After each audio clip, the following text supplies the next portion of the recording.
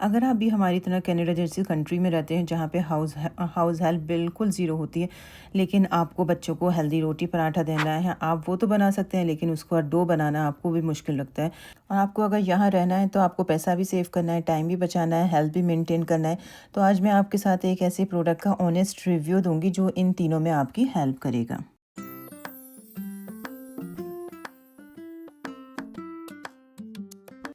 तो अगर आप चाहते हैं किसी किचन प्रोडक्ट में पैसा इन्वेस्ट करना जो आपकी लाइफ इजी कर दे, तो मुझे लगता है कि ये क्यूजिन का स्टैंड मिक्सर बेस्ट चॉइस है।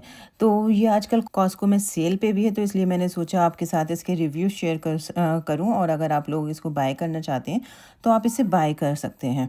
तो आप जैसे वीडियो में देख रहे हैं, इसके साथ 3 अटैचमेंट आते हैं जो कि डो के लिए, बैटर के लिए और विस्क के लिए हम यूज़ कर सकते हैं। तो सबसे पहले आपका जो स्टैंड मिक्सर है, इसमें ये कंट्रोलिंग चैनल होता है जिससे कि आप डो की स्पीड को कंट्रोल कर सकते हैं।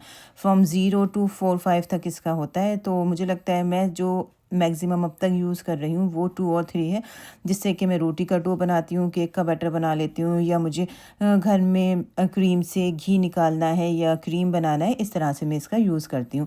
और ये जो मैंने आपको पीछे बटन दिखाया है, ये इस तरह से इसको बैंड होने में हेल्प करता है और स्टैंड मिक्सर आपका यहाँ पे होल्ड हो जाता है। और साथ में इसका है ये बोल जो कि जिसकी कैपेसिटी 5.5 क्वार्ट्स है और ये स्टेनलेस स्टील का बना होता है। तो मैं इसमें सबसे पहले रोटी का डो बना रही हूँ, जो कि मैं हमेशा इसमें ही बनाती हूँ। तो लोग यूजुअली इसके लिए जो डो हुक होता है उसका यूज़ करते हैं, इस वाले का। लेकिन मैं जो ये फ्लैट मिक्सिंग पैडल दिया हुआ है, ये मुझे ज़्यादा अच्छा लगता है, क्योंकि जो बॉटम में आटा होता है वो सब अच्छे से मिक्स हो जाता है। तो इसलिए मैं इस मिक्सिंग पैडल का यूज़ करती हूँ डो बनाने के लिए। इसके लिए आपको सबसे पहले इसको, जो इसकी बैक बैंड हो जाती है, वहाँ से आपको इसको बैंड करना है मिक्सर को। उसके बाद इस अटैचमेंट को लगाना है और अपने जो स्टील का बोल है, ये आपका स्टेनलेस स्टील का, इसके अंदर आपने आटा डाल देना है। आटे के साथ मैं थोड़ा सा सॉल्ट डालती हूँ। आप चाहें तो थोड़ा बहुत ऑयल भी ऐड कर सकते हैं। मैं ऑयल ऐड नहीं कर सकती क्योंकि मैं 2 दिन का आटा बना के रखती हूँ और 2 दिन में मुझे लगता है कि इससे आटा बहुत अच्छा बनता है और कोई चेंजेस नहीं आते। उसके बाद मैं हल्का सा पहले इसकी स्पीड 1 करूँगी। इसमें जब ये आटा और नमक मिक्स हो जाएगा, उसके बाद मैं इसमें धीरे धीरे पानी ऐड करती जाती हूँ। तो आप चाहें तो पानी को एक साथ ऐड कर दें और बाकी के अपने काम करते रहें। तो इस तरह से आपको कोई भी मसल पावर और कोई भी टाइम इन्वेस्ट किए बिना 2-4 मिनट के अंदर आपको एक बढ़िया सा डो मिलके तैयार हो जाएगा। और मैं सच बताऊं, इस डो को यूज़ करने के बाद रोटी इतनी अच्छी और इतनी फूली फूली बनती है और सॉफ्ट भी होती है। क्योंकि कभी कभी जब मैं हाथ से आटा बनाती थी तो उसमें लम्स रह जाते थे या फिर वो कभी सॉफ्ट या टाइट हो जाता था, लेकिन इससे परफेक्ट डो बन के तैयार होता है। और इस तरह से इसमें एक कवर दिया होता है, जिससे कि अगर आप कुछ कुछ आप जैसे मलाई वगैरह का बना रहे हैं या क्रीम कर रहे हैं या विस्क क्रीम बना रहे हैं, आप विपिंग क्रीम वगैरह को विस्क कर रहे हैं, तो उसमें आप इसको लगा दें तो कोई भी मैस इधर उधर नहीं होगा। ये सारी चीज़ों को कवर करके रखता है। तो देखें, 2 से 3 मिनट के अंदर आपकी रिक्वायरमेंट के अकॉर्डिंग ये आटा बन के तैयार है। आप चाहें तो इस अटैचमेंट को 2-4 मिनट अगर ऐसे रहने देंगे तो पूरा जो डो है वो उस स्टील के बोल में आ जाएगा। लेकिन क्योंकि मुझे अभी रोटी बनानी है, तो मैंने हाथ से या आप स्पैचुला से इस आटे को हटा सकते हैं और फ्रेश और एकदम हेल्दी रोटी आप घर पे बनाएं। मुझे सबसे बेस्ट पार्ट लगता है कि इसमें कभी कोई लम्स नहीं आते, क्योंकि मैं जब हाथ से आटा बनाती थी हमेशा लम्स आते थे। और इस तरह से देखें आप, पराठे भी कितने अच्छे बनते हैं और जब आप रोटी इसकी बनाते हैं तो रोटी भी बहुत एकदम फूली फूली बनती है, बहुत सॉफ्ट रहती है। और अगर आप जैसे रात में बना रहे हो, सुबह तक रखेंगे तो रोटी ज़्यादा टाइट नहीं होती, जो कि ये प्रूफ करता है कि आपकी रोटी जो है वो सॉफ्ट बनी है। जो आटे की कंसिस्टेंसी या जो उसकी टेक्सचर आपको चाहिए थी वो आपको मिली है। अब इसका मैं आपको दूसरा यूज़ बनाती हूँ। यूजुअली मैं इसको यूज़ करती हूँ केक बैटर बनाने के लिए, जो कि मेरे लाइफ को बहुत इजी कर देता है। क्योंकि हमेशा वीक में मैं एक बार केक ज़रूर बेक करती हूँ और उसके लिए पूरे बैटर को मिक्स करना वो थोड़ा लंबा प्रोसेस होता था। अब मैं क्या करती हूँ कि केक के ड्राई इंग्रेडिएंट को एक जगह रखती हूँ, वेट को एक जगह रखती हूँ और फाइनली मैं इस स्टैंड मिक्सर में डाल के मिक्स कर देती हूँ। तो इसके लिए देखें, मैंने ये एग लिए हैं। एग के साथ मैं दूध डालूँगी, ऑयल डालूँगी और इन सबको मिक्स करने के लिए मैं स्टैंड मिक्सर में जो दूसरा अटैचमेंट था, जो कि शेफ्स विक्स कहते हैं उसको लगा के इन सारी चीज़ों को मिक्स कर दूँगी। तो देखिए मैंने इसमें सारे वेट इंग्रेडिएंट डाल दिए और ये इधर मिक्स हो रहे हैं। मीनवाइल मेरे जो ड्राई इंग्रेडिएंट हैं मैं उनको इकट्ठा कर रही हूँ और देखें कितना टाइम मेरा सेव हो गया। मुझे अगर हाथ से करना पड़ता तो मुझे यहाँ पे अटेंटिवली लगा रहना पड़ता और इसको देखना पड़ता। तो मैंने ये जो विस्क था इसको हटा दिया, क्योंकि मुझे अब इसमें ऐड करने हैं सारे ड्राई इंग्रेडिएंट। इनको मैंने इसमें ऐड किया और मैं अब जो ये जो अटैचमेंट है इसको चेंज करूँगी। मैं इसकी जगह जो फ्लैट मिक्सिंग पैडल वाला अटैचमेंट है उसको लगाऊंगी, ताकि ये जो है बहुत अच्छा सा और स्मूथ सा बैटर बन के तैयार हो जाए। और स्पीड आपके ऊपर डिपेंड करती है। जैसे अभी हमें बैटर या डो बनाना है तो मैं इस पर नॉर्मल स्पीड रखती हूँ 2 या 3।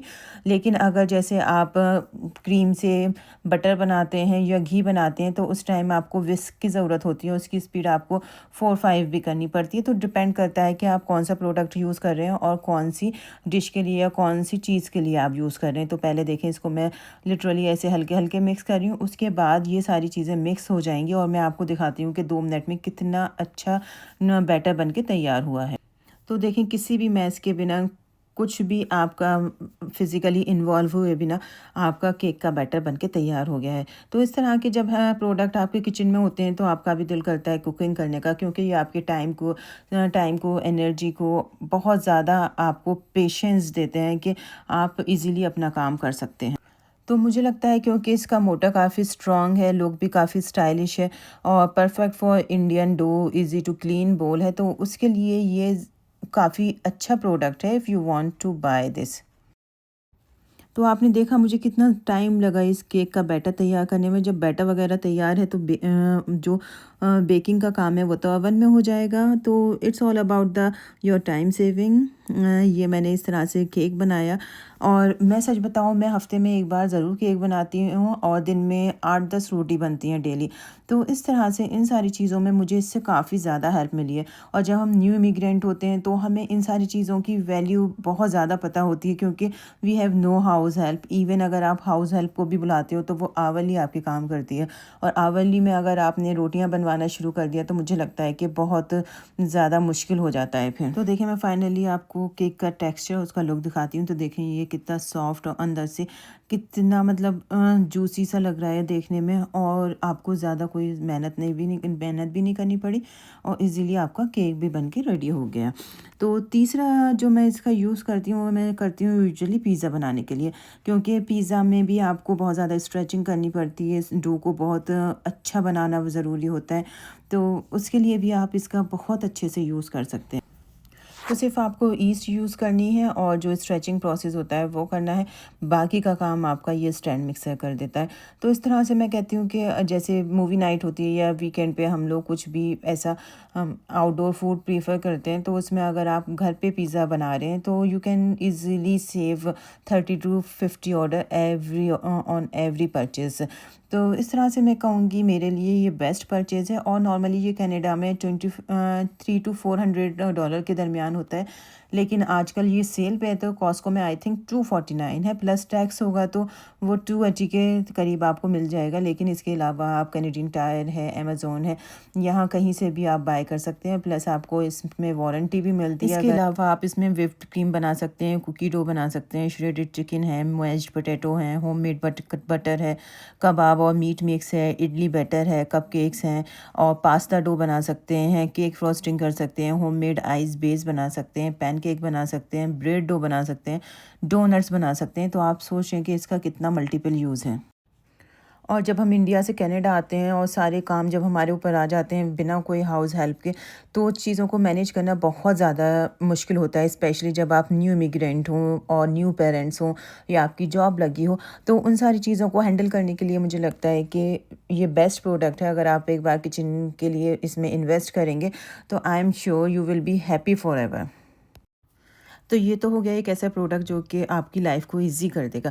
और एक अब मैं आपके साथ कॉस्को की एक और चीज़ का शेयर करती हूँ वो है ये फ्रोज़न आलू की टिक्की। सच बताऊँ ये इतनी सही है ना कि आपको सिर्फ $13 में 50 पीसेस ऑफ आलू की टिक्की मिलेगा और ये आपको कॉस्को के फ्रोज़न सेक्शन में मिल जाएगा।